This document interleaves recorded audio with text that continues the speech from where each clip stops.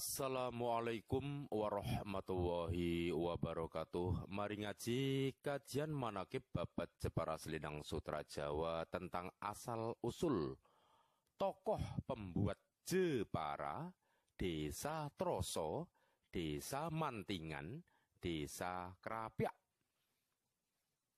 Mengungkap kisah Jepara sebelum tahun 1478 Masehi, berarti kita membicarakan tokoh di Jepara yang membuat nama Jepara yang mayoritas masih beragama Hindu. Meskipun di Jepara sebelum tahun 1478 Masehi sudah ada agama Islam, tapi masih bersifat individu. Contoh pada tahun 1060 ada Mbah Khotob makam di Randu Sirahan, Desa Petekian, Kecamatan Tahunan, Kabupaten Jepara. Ada juga pada tahun 1478 Masehi, Mbah Asmaun Sidandang, Desa Sowan, Kecamatan Kedung, Kabupaten Jepara. Penyebaran Islam masih bersifat kelompok kecil atau keluarga. Baru pada sekitar tahun 1517 Masehi, penyebaran Islam sudah mulai bersifat kelompok besar, yaitu pada masa kedatangan Ketut Gurnandiwijoyo bin Nyoman Sapurangge atau Mbah Datuk Singorojo.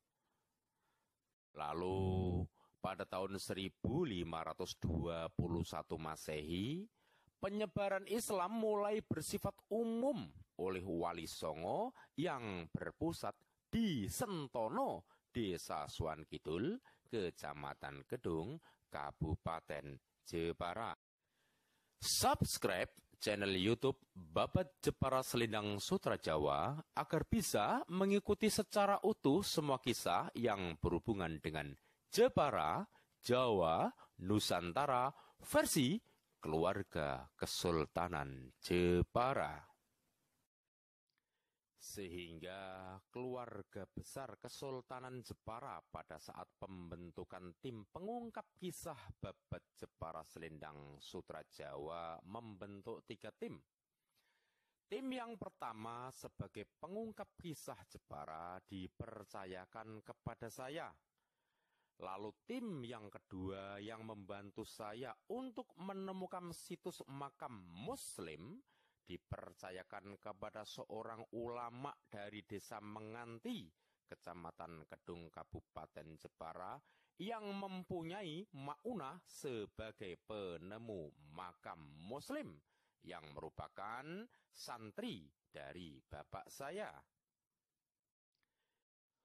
Untuk tim yang ketiga yang membantu saya untuk menemukan situs makam non-Muslim, dipercayakan kepada seorang ulama wanita dengan laduni maunah penemu makam non-Muslim dari Desa Pengkol, Jepara, yang merupakan santri dari ibu saya.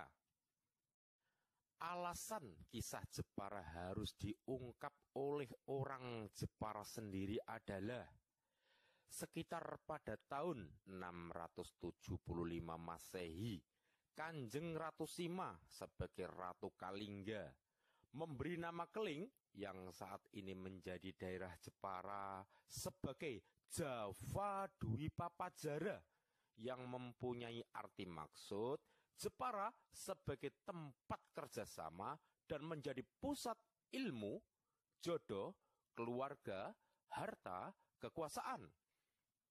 Sehingga mengungkap kisah Jepara bagi orang Jepara sendiri sebagai pusat ilmu, insya Allah hal yang sangat gampang dan tidak usah memerlukan bantuan dari luar Jepara. Bahkan orang dari luar Jepara jika memerlukan bantuan untuk mengungkap daerahnya yang belum terungkap, bisa meminta bantuan kepada orang Jepara. Pada tahun 1547 Masehi, Wali Songo pernah membuat perjanjian lir-ilir pada saat Wali Songo mengubur jasad asli Syekh Siti Jenar yang sebelumnya disangka oleh Wali Songo dan semua orang adalah seorang pria, tapi ternyata sebenarnya Syekh Siti Jenar adalah seorang wanita yang bernama Nur Hasnah. Maka Sunan Kalijogo mengucapkan perjanjian lir-ilir yang diikuti oleh anggota Wali Songo lainnya di atas makam Syekh Siti Jenar yang berbunyi lir-ilir, lir-ilir, artinya jika kisah Syekh Siti Jenar sudah diungkap kebenaran kisahnya. Tandure wis sumilir, artinya maka semua kisah di Jepara dan Jawa akan terungkap kebenaran kisahnya. Tak ijo royo-royo, tak senggo kemanten anyar, artinya kisah yang benar akan muncul yang disangka orang sebagai kisah baru yang mengada-ada. Cah angon, penekno blimbing kui, artinya hai pemuda-pemuda Jepara, ungkaplah kebenaran kisah Jepara dan Jawa. Lunyu-lunyu penekno, artinya meskipun akan dijelekkan oleh orang jelek, disalahkan oleh orang yang salah, dibenarkan oleh orang yang benar, dipuji oleh orang yang terpuji, dan lain-lain. Kanggo mbasuh dodot iro, artinya untuk membenarkan kisah Jepara yang sudah rusak. Dodot iro, kumintir bedah ing pinggir, artinya kebenaran kisah Jepara yang sudah rusak lalu tersingkir. Dondomano jrumatano, artinya kumpulkan dan rangkailah secara urut dan utuh lalu rawatlah.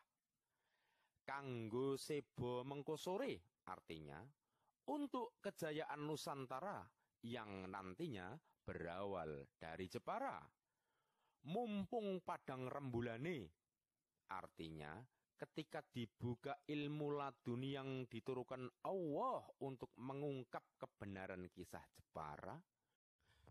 Mumpung jembar kalangane, yang artinya ketika ada waktu luang sekitar 5 abad dari kejadian ini, yaitu dari perjanjian lir-ilir, yuk sorak hayo, yang artinya maka bersenang-senanglah saat datang kejayaan Nusantara yang berawal dari Jepara. Perjanjian lir-ilir diucapkan Wali Songo di atas makam Syekh Siti Jenar, sehingga lir-ilir bisa dikatakan sebagai perjanjian untuk orang Jepara agar mengungkap kebenaran kisah Jepara yang difalsafakan orang Jepara sebagai cah angon.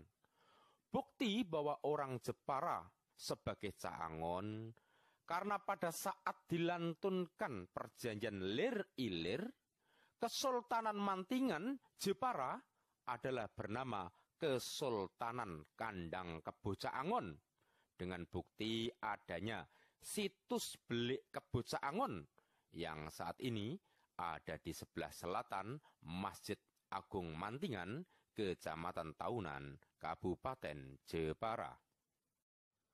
Lalu pada tahun 1549 Masehi, Ratu Kalimat juga berpesan dalam artefak batu tulis di atas situs Topo Gilang bahwa Jaya Nusantara berawal dari Jepara, Jaya Jepara jika cerita Jepara dibenarkan oleh orang Jepara sendiri. Wallahu a'lam. Kita kembali ke asal-usul tokoh pembuat nama Jepara, Desa Troso, Desa Mantingan, Desa Kerapia. Pada masa kekuasaan Prabu Brawijaya IV ke atas, istana kerajaan Majapahit berada di Trowulan yang saat ini berada di Kabupaten Mojokerto, Jawa Timur. Prabu Brawijaya IV mempunyai 2 anak kembar yang bernama Ronggoseno dan Arya Timur. Pada tahun 1468 Masehi, anak kembar yang pertama yang bernama Ronggoseno diberi kekuasaan oleh Brawijaya IV yang bernama Kerajaan Majapahit, dan Ronggoseno diberi julukan Prabu Brawijaya V. Istana Ronggoseno berada di Sidoarjo, Jawa Timur. Lalu pada tahun 1470, adik kembarnya yang bernama Arya Timur diberi kekuasaan oleh Prabu Brawijaya IV yang bernama Kesultanan Bintoro yang berada di Kadilangu, Demak, Jawa Tengah. Karena mereka anak kembar, maka lambang kerajaan mereka, yaitu lambang kerajaan Majapahit dan lambang kerajaan Bintoro juga kembar, yaitu srengenge, sehingga dinamakan srengenge kembar. Suatu hari pada tahun 1460 Masehi, di wilayah kerajaan Majapahit, lahir seorang anak perempuan yang bernama Fatma Nur Modribani. Karena Fatma Nur Modribani beragama Islam, sehingga pada saat berdiri Kesultanan Bintoro, Fatma Nur Modribani mengabdi di Kesultanan Bintoro. Lalu pada tahun 1478 Masehi, pada saat Bintoro dipegang oleh anak Arya Timur yang bernama Sultan Fatah, suatu hari Sultan Fatah akan menyerang Majapahit. Fatma Nur Modribani sebagai keturunan Majapahit yang mengetahui rencana Sultan Fatah segera memberitahukan kepada Prabu Brawijaya kalau Bintoro akan menyerang kerajaan Majapahit. Jadi Fatma Nur Modribani adalah orang yang paling berjasa kepada kerajaan Majapahit karena menjadi telik sandi Majapahit yang berada di Kesultanan Bintoro. Setelah Fatma Nur Modribani memberikan informasi kepada Prabu Brawijaya kalau Kesultanan Bintoro akan menyerang kerajaan Majapahit, lalu Prabu Brawijaya memberikan tugas kepadanya agar menyampaikan surat ke Empu Warongko. Empu Warongko saat ini makamnya di Jepara, berada di desa Saripan, dikenal dengan nama Makam Mbah Jungworo. Empu Warongko adalah empu kerajaan Majapahit yang ditugaskan oleh Prabu Brawijaya V untuk menjadi penguasa di ujung Muara Jawa, yang lalu menjadi Jung Muara, lalu menjadi Jepara atau Jepara. Di Jepara, Empu Warongko dibantu oleh Mbarso yang tinggal di desa Kerso, Ki Ageng Cakrawangi yang tinggal di desa Kerapyak, Putri Kertorahayu yang tinggal di desa Pengkol, Angkoroseno yang tinggal di desa Langon, agar mempersiapkan segala sesuatunya untuk Prabu Brawijaya pindah dan mendirikan kekuasaan baru di Jepara jika suatu saat Kesultanan Bintoro benar-benar menyerang kerajaan Majapahit. Karena Prabu Brawijaya tahu kalau kekuatan Bintoro sudah lebih besar dari Majapahit, dan Majapahit pasti kalah.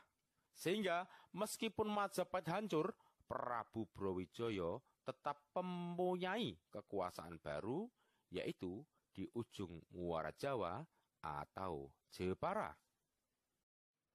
Setelah Fatma Nur Modribani mendapat perintah dari Prabu Brawijaya V, Lalu dengan segera Fatma Nur Mudribani menaiki kuda pergi ke ujung muara Jawa atau Jepara. Saat melewati perkampungan di daerah Jepara, Fatma Nur Mudribani mencium bau buah ringin wedok atau saat ini dinamakan buah jering atau jengkol. Dan buah tersebut ternyata sudah diberi ajian sirep oleh Kanjeng Sunan Ampel yang sedang membuat masjid bersama pasukan Bintoro. Setelah Fatma Nur Mudribani mencium bau jengkol yang sudah ada ajian sirepnya, Fatma Nur Mudribani lalu merasa sangat mengantuk sehingga menunggang kuda dengan sangat pelan. Tiba-tiba datang pasukan Bintoro yang langsung memanah ke arahnya dan mengenai kudanya. Lalu Fatma Nur Mudribani tersungkur jatuh dan kudanya tewas. Lalu Fatma Nur Mudribani ditolong oleh seorang wanita dan diberi makan. Dan Fatma Nur Mudribani bercerita bahwa ia merasa sangat malas atau terasa malas, atau dalam bahasa Jawa terasa malas adalah teroso-roso. Maka desa tersebut akhirnya dikenal dengan nama Desa Teroso-roso, yang kelamaan menjadi nama Desa Teroso, lalu menjadi Desa Troso, Kecamatan Pecangaan, Kabupaten Jepara.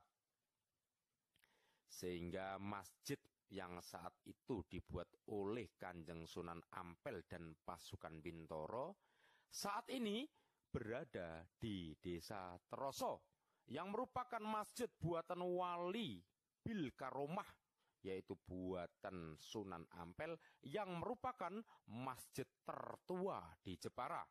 Sedangkan untuk masjid buatan ulama Maunah Bil Makaromah tertua di Jepara adalah Masjid Jami Datuk Singorojo, Desa Kerso, Kecamatan Kedung, Kabupaten Jepara, yang dibuat oleh Ketut Gurnandi Wijoyo bin Nyoman Sapurangge atau Datuk Singorojo pada tahun 1517 Masehi.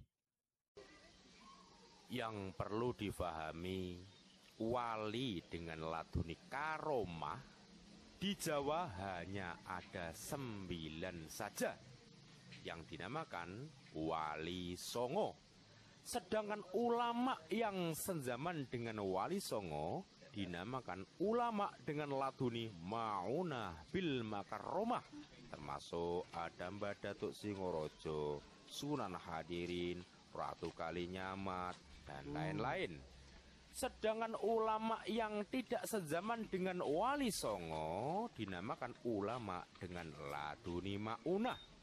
Sehingga karena di Jepara tidak ada makam Wali Songo, maka di Jepara tidak ada satupun makam wali dengan laduni karomah. Yang ada hanyalah makam ulama dengan laduni Maunah Bil Makaromah dan ulama dengan laduni Bil Maunah saja.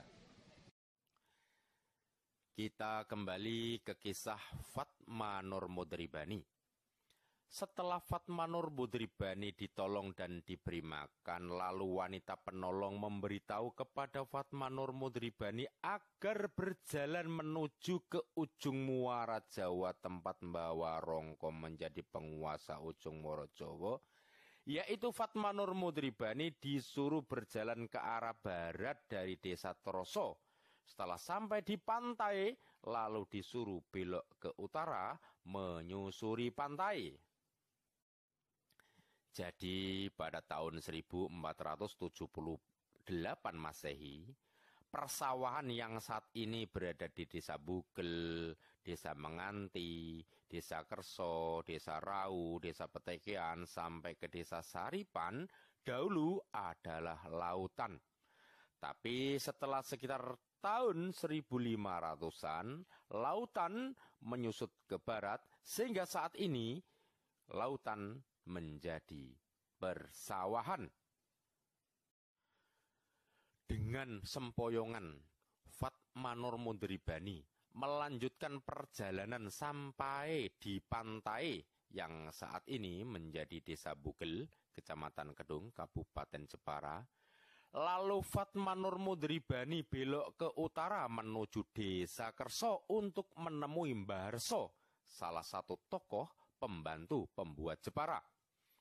Jadi saat itu sudah ada nama Desa Kerso karena Desa Kerso sudah ada sejak tahun 1395 oleh Mbah Harso, yang makamnya saat ini di sebelah timur Madrasah Ibtidaiyah Datuk Singaraja, Desa Kerso, Kecamatan Kedung, Kabupaten Jepara. Lalu Mbah Harso menyuruh agar Fatma Nur Mudribani melanjutkan perjalanan ke utara menuju ke rumah Mbah Warongko di ujung Muara Jawa atau saat ini di Desa Saripan, Jepara. Setelah Nur Mudribani sampai di ujung Muara Jawa, bertemu dengan Mbah Warongko, Fatma Nur Mudribani langsung memberikan surat dari Prabu Brawijaya V kepada Mbah Warongko yang isinya agar segera mempersiapkan ujung Muara Jawa sebagai kerajaan baru milik Prabu Brawijaya V. Setelah Fatma Nur Mudribani menyerahkan surat kepada Mbah Warongko, lalu Fatma Nur Mudribani dengan masih sangat mengantuk langsung pulang ke Majapahit. Tapi Fatma Nur Mudribani juga menemui Ki Ageng Cakrawangi. Ki Ageng Cakrawangi juga salah satu tokoh pembantu pendiri Jepara, dan Fatma Nur Mudribani mengabarkan kepada Ki Ageng Cakrawangi bahwa Majapahit akan diserang oleh Kesultanan Bintoro. Ki Ageng Cakrawangi saat ini dikenal dengan nama Makam Dowo, Desa Krapyak, Kecamatan Taunan, Kabupaten Jepara. Lalu setelah itu dengan sangat mengantuk, Fatma Nur Mudribani melanjutkan perjalanan pulang. Tapi sandal atau dalam bahasa Jawa kerapyak yang ia pakai putus dan tercecer. Ki Ageng Cakrawangi memanggil Fatma Nur Mudribani bahwa kerapyaknya ketinggalan, sehingga nama desa tersebut dinamakan oleh Ki Ageng Cakrawangi sebagai Desa Kerapyak. Desa Kerapyak saat ini berada di Kecamatan Taunan, Kabupaten Jepara. Setelah Fatma Nur Mudribani mengambil sandal atau kerapyaknya yang ketinggalan, lalu dengan berjalan terpontang-panting atau dalam bahasa Jawa montang-manting, lalu Fatma terjatuh dan tertidur di jalanan, sehingga daerah tersebut dinamakan Desa Montang-Manting yang saat ini menjadi Desa Mantingan, Kecamatan Taunan, Kabupaten Jepara. Jadi, pada saat Ratu Kalinyamat menjadi ratu di Jepara pada tahun 1527 Masehi, lalu Sunan Hadirin dari Cina datang ke Jepara pada tahun 1536 Masehi, lalu Sunan Hadirin wafat pada tahun 1549 Masehi, sudah ada nama Desa Troso, Desa Kerso, Desa Mantingan, Desa Krapyak, dan Jepara. Kita kembali ke kisah Fatma Nur Mudribani. Karena Fatma Nur Mudribani sangat mengantuk lalu montang-manting, lalu terjatuh dan tertidur di jalanan, akhirnya Fatma Nur Mudribani ditolong oleh seorang pria Cina yang bernama Bong Foi. Lalu Fatma Nur Mudribani diobati. Setelah Fatmanur Modribani bangun, lalu akhirnya Fatmanur Modribani mengislamkan Bongfoy. Lalu mereka menikah. Fatmanur Modribani masih merasa sangat lemas dan mengantuk karena pengaruh sirup jering, sampai akhirnya ia meninggal dan dimakamkan di kampung tersebut dengan nama makam Fatmah Sarifah. Ia berjuluk Sarifah yang berarti mulia karena berhasil mengislamkan Bongfoy. Makam Fatmanur Modribani saat ini berada di Kampung Ngebong, Desa Mantingan, Kecamatan Taunan, Kabupaten Jepara.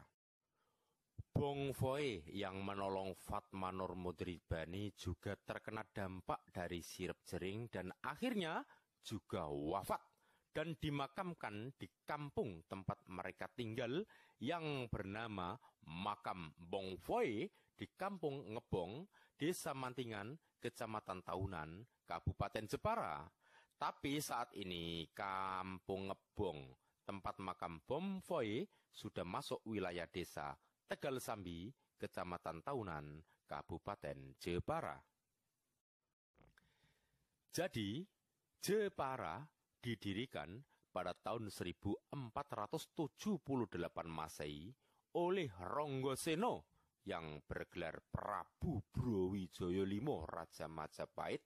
Di Jepara dikenal dengan nama makam Ronggowangi, Desa Pengkol, dan pengawalnya yang bernama Ongko Wijoyo, makam Desa Pengkol, dan dibantu oleh Empu Warongko.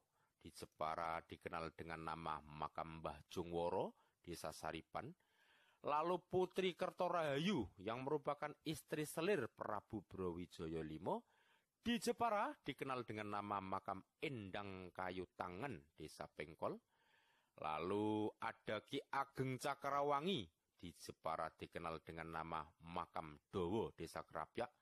Lalu ada Angkara Seno, di Jepara dikenal dengan nama Mbah Langgar, Desa Langon, sebagai penjaga pintu gerbang Majapahit yang mempunyai tempat penjagaan tinggi sehingga mirip Langgar, sehingga dinamakan Mbah Langgar. Lalu ada Mbarso, makam Desa Kerso. Lalu ada Fatmanur Modribani, di Jepara dikenal dengan nama makam Sarifah, Mantingan Jepara. Pada akhirnya, pada tahun 1478 Masehi, Kesultanan Bintoro benar-benar menyerang kerajaan Majapahit, dan Prabu Brawijaya V akhirnya mendirikan kekuasaan baru di ujung Muara Jawa yang bernama Kekuasaan Ujung Muara Jawa, yang lama-lama menjadi Jung Muara Jawa, lalu menjadi Jung Muara, lalu menjadi Jepara. Kisah bersejarah ini semua tertulis dalam artefak batu tulis yang berada di Kampung Ngebong, Desa Mantingan, Kecamatan Taunan, Kabupaten Jepara, dan juga ada di situs Macan Kurung yang ada di Desa Mulyoharjo, Kabupaten Jepara. Demikian sekilas kisah tentang pendiri nama Jepara, Desa Troso, Desa Mantingan, Desa Krapyak, Jepara. Kita ketemu dalam kisah yang lain, masih dalam Babat Jepara Selendang Sutra Jawa. Assalamualaikum warahmatullahi wabarakatuh.